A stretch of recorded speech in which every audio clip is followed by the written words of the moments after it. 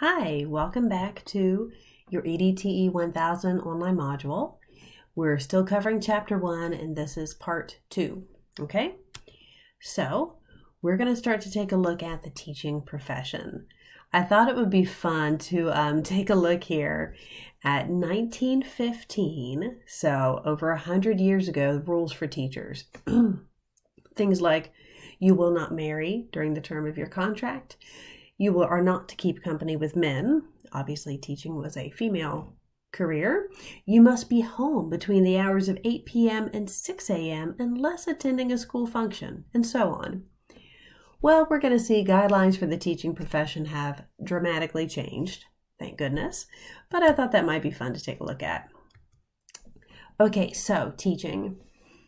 There's actually a little bit of debate out there about whether or not teaching is considered a profession. So I thought I would define what is a profession.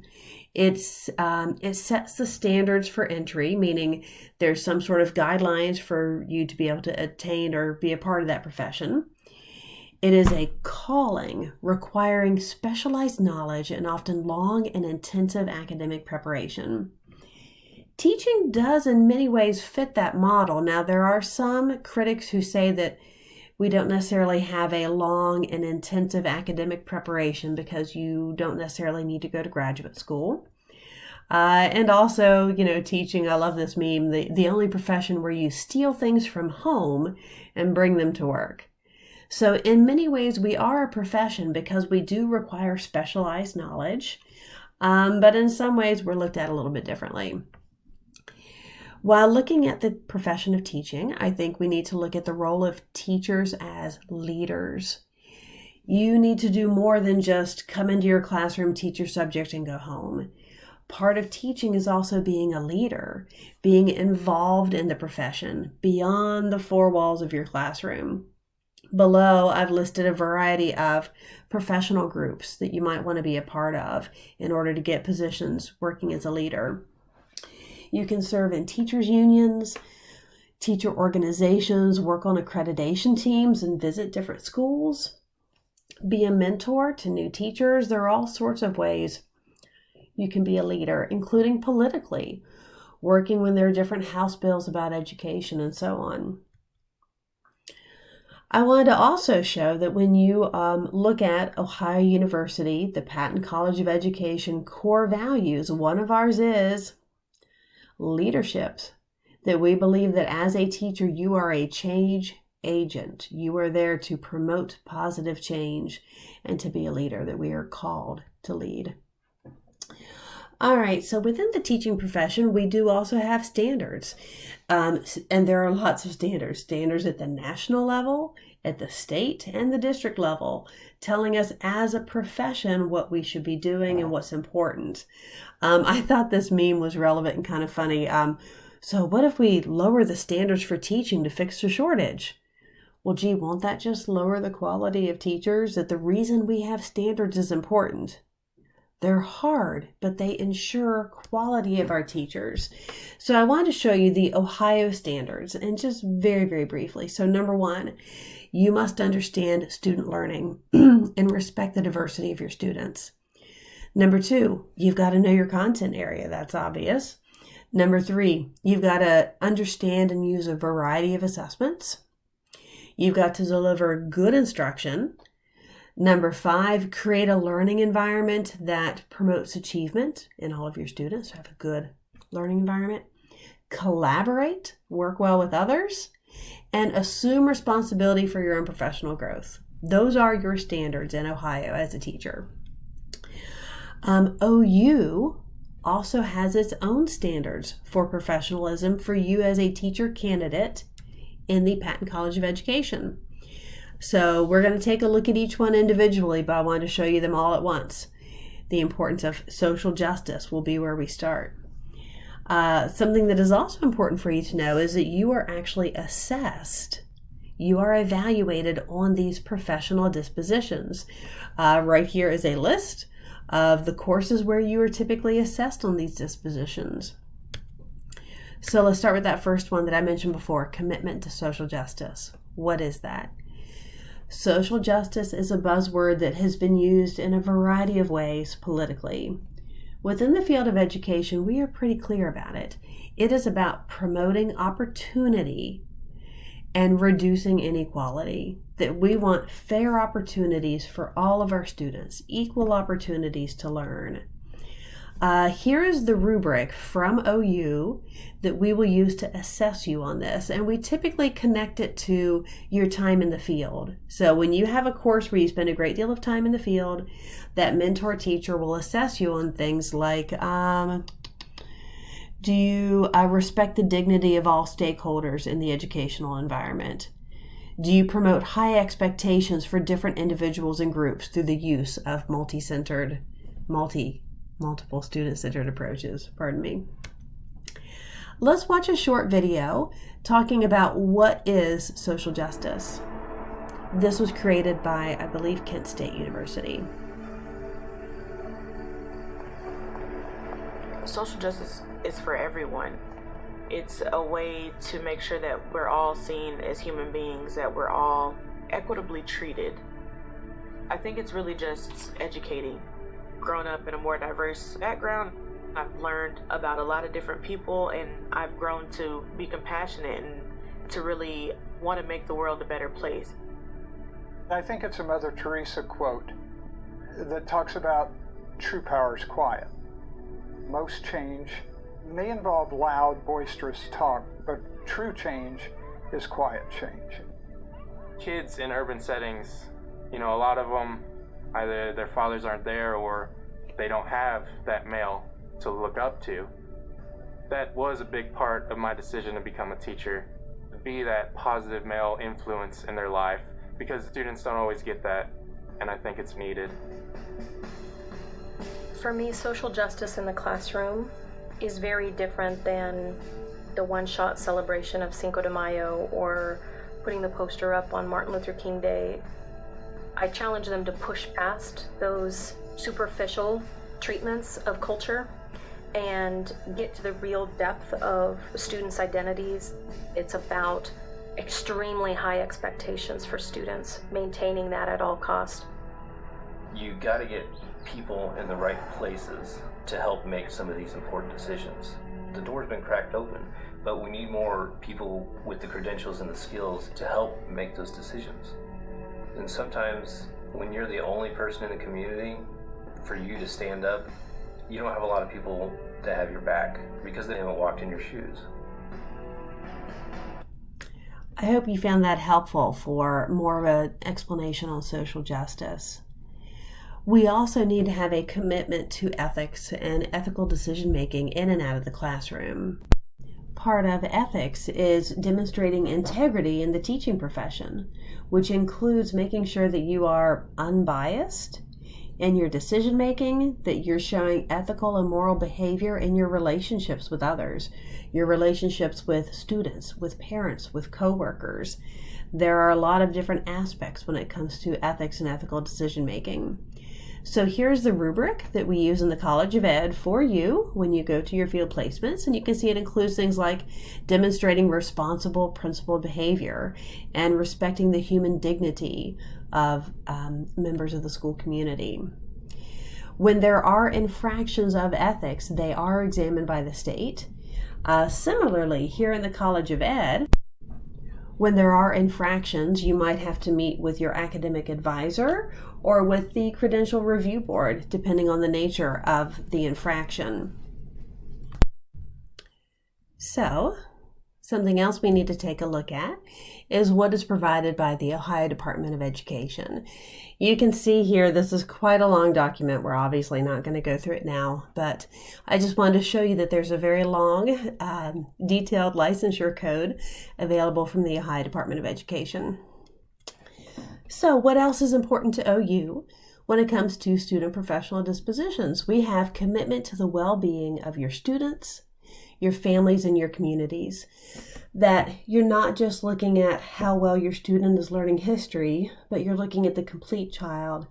you care about their well-being, you're connected with their parents, you're connected with your colleagues.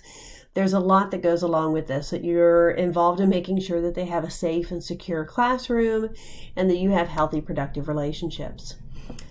Here on the rubric that we use whenever you're at your field placements, it includes things like, did you attend to student health and safety?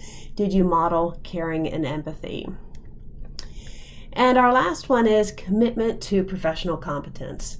That even while you're here in the College of Ed, that you show that you care about professional development, that you believe in lifelong learning, that you want to continue to improve yourself and continue learning.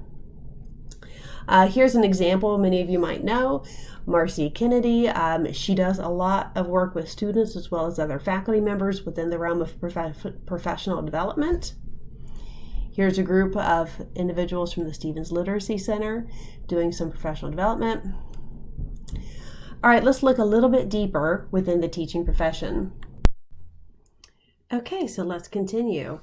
Within the teaching profession, another way that we ensure quality education is through accreditation. Accreditation of the colleges of education to make sure that what we're teaching our teacher candidates is appropriate and professional.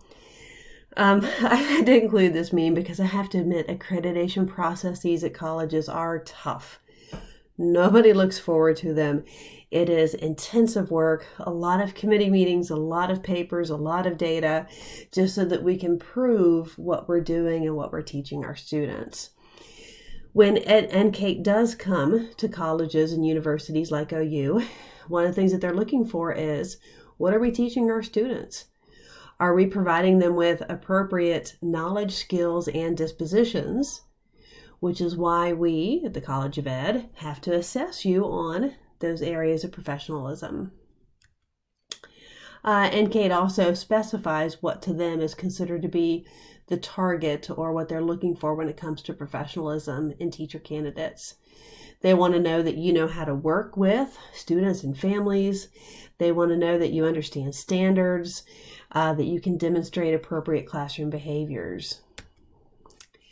Another way that we ensure professionalism is licensure. And licensure is different depending upon your teaching area. So if you are middle school and high school, you have to be licensed in your specific subject. So you have to be licensed for history, for language arts, and so on. Everyone else, early childhood, elementary, special education, PE, music and art, are licensed for their grade. When it comes to licensure, what do you need? Well, first of all, you need your degree from a state-approved college or university, but you also need one more thing. You need to pass your licensure test. In Ohio, we currently use the OAE. Now, the reason I included that silly meme is just because we really try to make sure that you are prepared for the OAE, that you don't feel like this guy down here, that what I studied is not what's on the exam. We all look at the OAE, we make sure our courses and our assessments are created in a way to prepare you to successfully navigate that test. When it comes to the OAE, there are multiple assessments you might need to take. On this list down below, you can see the assessment of professional knowledge based upon the age area. Here's a sample question that I thought might be interesting for you to see, with the types of questions and the formats that might occur on these types of exams. And I couldn't help but adding this. I've seen this meme come up a lot, and it's funny. I often joke that one of the most important things I learned in college was how to fix a jam in a copy machine. So there are a lot of things that you need to know as a teacher that aren't necessarily on this test. If you were curious about the pass rates for this licensure test, I thought I'd provide that for you so you can see for each of the age areas the number of examinees in Ohio and what the pass rate was. And then also there are content areas if you plan on teaching middle school or high school, and this is only a small list of them. I did not include them all. All right, well, what about getting a license if you don't have an education degree? Can you do that? Well, actually, yes, you can.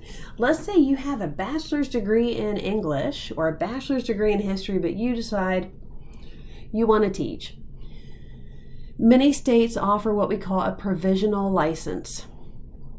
It lets you start working and gives you 3 to 5 years to teach and work on getting the requirements that you need to have an alternative license. You can also complete a master's degree in education, and that would make you able to get licensed in teaching. In fact, here at OU, we do offer an alternative licensure program for individuals just in this exact scenario that want to get that licensure and are, out there teaching while they're trying to finish up. There are other ways that you can work on getting licensed. One is Troops for Teachers. This is a great program for military personnel who have finished their service in the military and want to take that experience and now teach others. And then there's also Teach for America. They recruit some of the top students, and they're not necessarily education students, to go and work in low-income communities to help individuals there to get all sorts of teaching experience. And they also do a lot of intensive training before they put you out in the field because they know that you may or may not have an education degree. One last thing I want to point out when it comes to the idea of certifications and licensure and so on is national board certification. A lot of teachers, once they get out there in the field, and you have to have been teaching for at least 3 years, can apply for national certification. So you go to the National Board for Professional Teaching Standards, you do a variety of projects and work, and you can get nationally board certified. Below is a Facebook post from a teacher friend of mine that I went to high school with, posting how excited she was that she was done. You have to create a portfolio, a videotape of yourself teaching, show examples of student work, all kinds of things.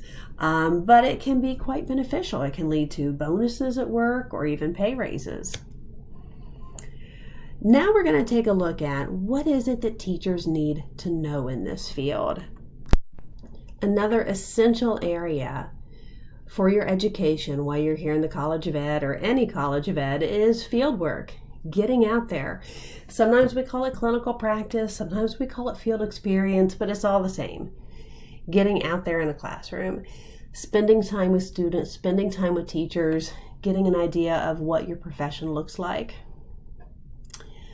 Here I wanted to show you some of the requirements for clinical experiences. So before you have your first field placement, you do need to have a background check. An Ohio one as well as an FBI background check. It has to be on file before you start. In fact, many schools won't let you step foot in the door unless they know that your background check is on file. So that is a very important piece of paperwork. Now, not every background check comes out perfectly clean. If you know that you've had some sort of a difficulty in the past that might show up on a background check, do know that that does happen. And if it is something that is serious enough, you might have to meet with your advisor or the Credential Review Board. But just do know that these things are looked at, and we have worked with students in the past before who've had problems on their background check. What else do you need? You also need a photo ID name tag. You can get that at the Bobcat Depot, and it's something that you'll wear or put it on a lanyard, and you'll use it for all of your field placements. And the last part is just a little bit of paperwork. I'm going to skip down to the bottom. You have to complete a professional internship application, and the bullet point just above that talks about a live text account. Once you are admitted into teacher candidacy, you will have to purchase live text. It is a software package that you will use to create portfolios, to store coursework. The College of Ed also uses it to track and to store information on all of your placements. It is less than $150, and it is connected with the EDTE 2000 blocks. So just know that is something that will be coming up in your future. Then it's also important to know there are other opportunities that we provide when it comes to field placements. So if you can see my cursor arrow, first we have the Rural Urban Collaborative. In EDTE 2020, you'll be observing in a urban school, most likely Columbus City Schools, to get experience in a different and more diverse classroom. The Child Development Center is here on Athens campus, and our early childhood students get a great deal of experience there. And then you can also see we have at the very bottom the Consortium for Overseas Teaching. You can do your student teaching in another country. That's a wonderful program that we offer, especially for students who are interested in travel or getting more cultural experiences. All right, now we're going to move on to a different topic, taking a look at some current trends going on in teaching. So trends, one of the trends is projected need. In the next 10 years, we expect a big need for new teachers. 1 in 4 current teachers is going to retire. So just imagine that. 25% of the teacher force, gone, going to retire. That is a very large need, let alone those that are probably retiring right now due to COVID because they don't want to deal with the health and safety precautions as an older generation. So again, I think there's going to be a great need for teachers in the future. Another trend, turnover rate. There are a lot of schools out there that deal with turnover rate. It's quite challenging. Urban high priority schools, those that have high risk students and those that are usually low performing on state report cards, have a high turnover rate. And turnover rate is looking at the number of teachers that quit at the end of the year and how quickly you have to rehire them. You know, how often are you getting new teachers in?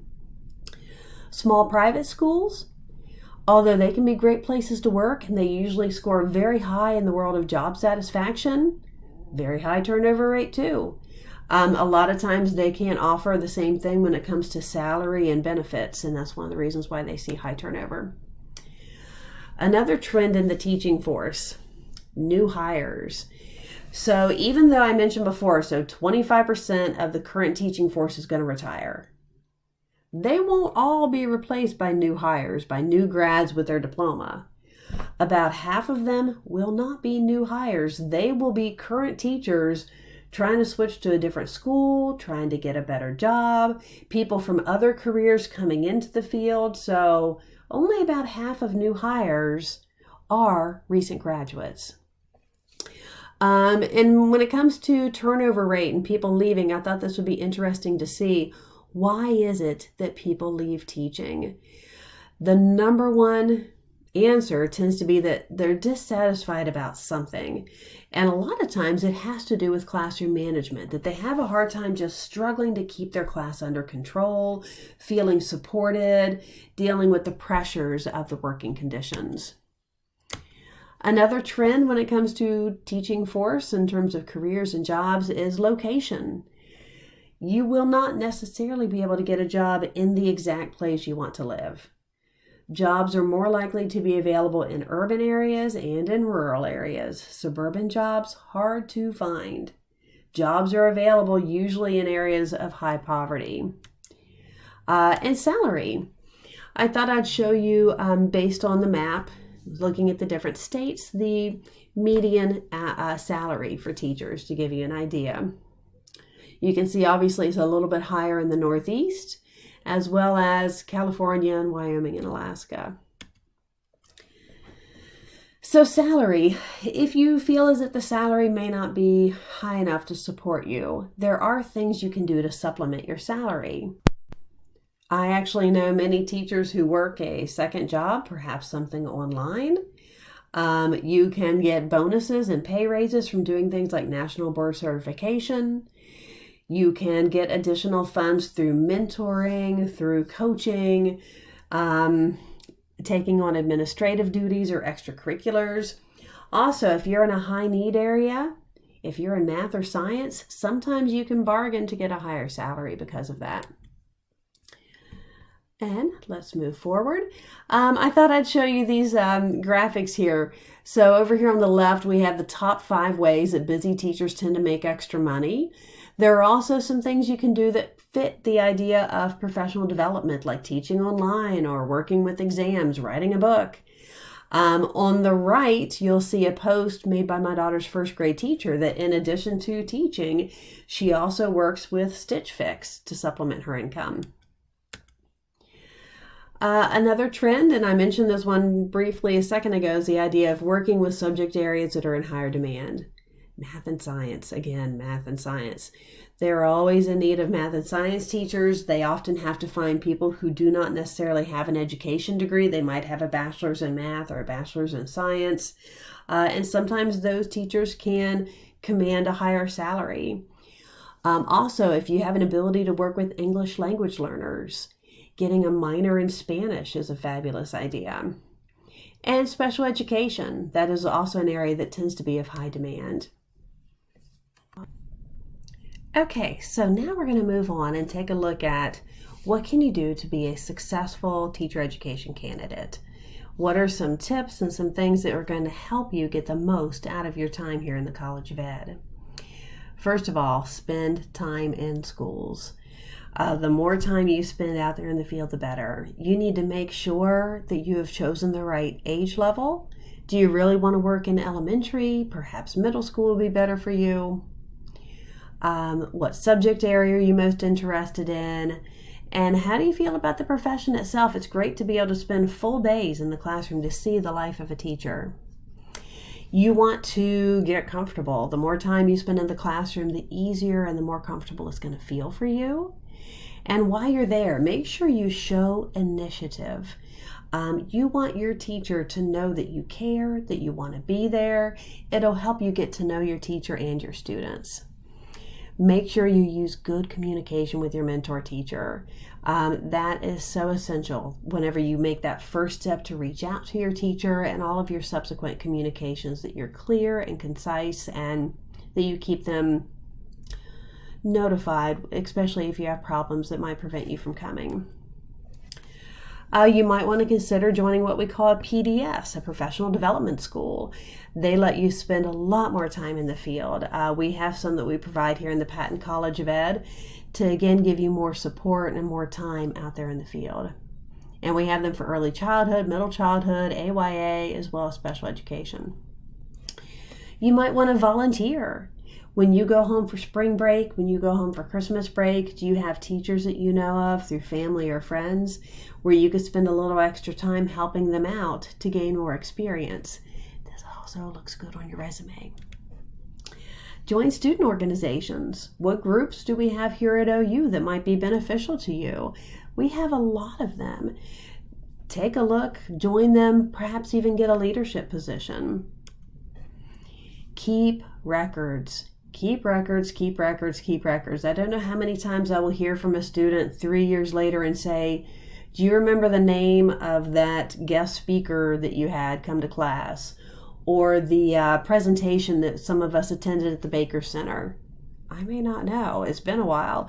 If you have gone to something, if you've gone above and beyond and attended a workshop, if you have a thank you letter from a mentor teacher, any of that, keep records. Write down the schools you went to, the names of your teachers, anything that might help you in the future with your resume or your portfolio. All right, so that is it. That's the end of Chapter 1. Hopefully it's given you a little bit of a slice of looking at the profession of teaching. Thanks for your attention.